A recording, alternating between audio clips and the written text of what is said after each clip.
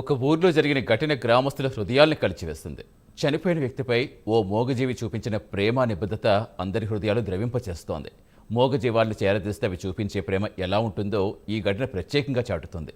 మనుషులకే కాదు, మూగజీవాలకు ప్రేమానురాగాలు ఉంటాయని నిరూపించింది ఓ వానరం. ఇంతకీ ఈ ఘటన ఎక్కడ జరిగింది? ఆ వానరం ఏం చేసింది?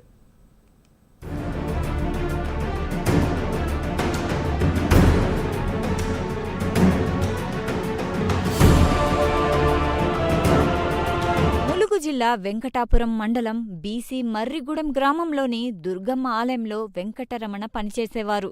ఆమెతో పాటు ఆమె కుమారుడు వీర్రాజు కూడా ఇదే ఆలయంలో సేవ చేస్తూ వానరానికి నిత్యం ప్రసాదాలు పెట్టేవాడు. తల్లి కొడుకు పెట్టే ప్రసాదాలు తింటూ ఓ వానరం గుడి పరిసరాల్లోనే సంచరిస్తూ ఉండేది.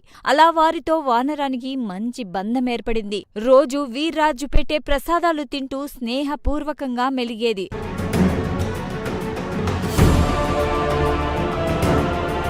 వీర్రాజు గత కొద్ది రోజులుగా అనారోగ్యంతో బాధపడుతూ శనివారం కన్నుమూశారు. ప్రతిరోజు అతడి కోసం ఎదురుచూసే వానరం వీర్రాజు రాకపోవడంతో ఏకంగా అతడిని వెతుక్కుంటూ ఇంటికి వెళ్ళింది. మృతుడి కాళ్ళు చేతులు పట్టుకుని ముక్కు దగ్గర శ్వాస చూస్తూ మృతదేహం పక్కనే కూర్చుని కన్నీరు పెట్టుకుంది. మానవ సంబంధాలను మించిన ఆత్మీయతను ఈ మూగజీవి చూపించింది. ఈ ఘటన గ్రామస్తుల హృదయాలను బరువెక్కించింది.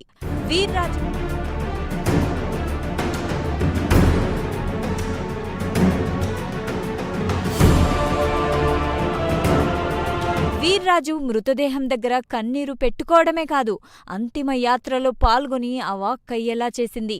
మనుషులే మానవత్వాన్ని మర్చిపోతున్న ఈ రోజుల్లో ఈ వానరం చూపించిన ప్రేమ ఆశ్చర్యాన్ని కలిగిస్తుందంటున్నారు గ్రామస్తులు. వానరానికి వీర్రాజుతో ఏ జన్మబంధము అంటున్నారు.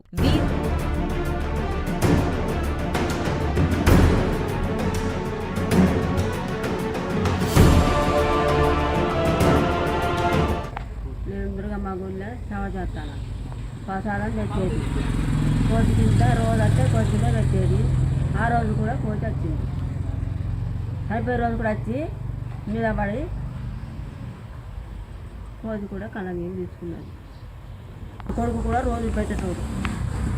వచ్చిన ప్రసాదం నా కొడుకు కోతి రోజు పెట్టేది. నేను వెంకటాపురం నుంచి సూర్యాభరత్ మాట్లాడుతున్నాను. వీర్రాజు మాకు మామయ్య అవుతాడు, బొల్లె వీర్రాజు.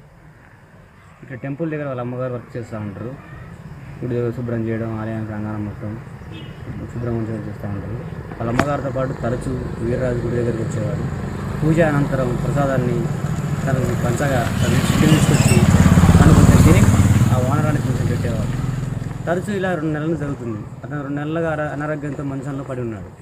ఇంటి దగ్గరే ఉంటూ గుడి దగ్గరికి వస్తూ అక్కడ నుంచి ప్రసాదం తీసుకొస్తూ ఇంటికి పట్టుకొస్తూ ఆ కోతి కొంచెం పెట్టి తను కొంచెం తినేవాడు. అలా గత కొంతకాలంగా జరుగుతుంది.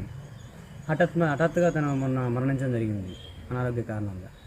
అనుకోకుండా ఆ కోతి అక్కడి నుంచి వచ్చి ఎక్కడి నుంచి వచ్చిందో వచ్చేసి అతని మృతదేహం వద్ద బాగా రోధించింది.